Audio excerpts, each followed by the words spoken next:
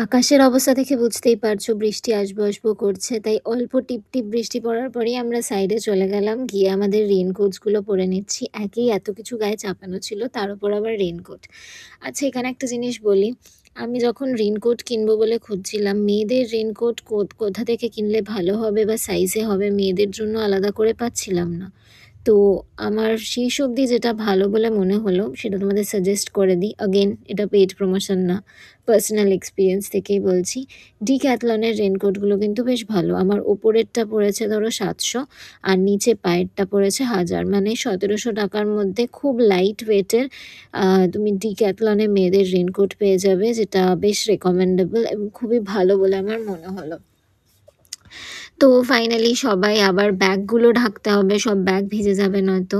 সেই ব্যাগ ঢাকার কাজ চলছে আর সবাই রেইনকোট পরে নিল, একটু মজা করে নিলাম আমরা এই চক্করে। আর একটু কোমরেরও তো রেস্ট দরকার, তাই মাঝে মাঝে থামাটাও খুব ইম্পর্ট্যান্ট অ্যাকচুয়ালি।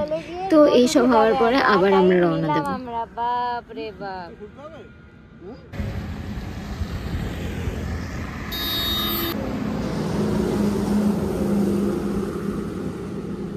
বাপ রে, এটা কি প্রসেসে চলছে।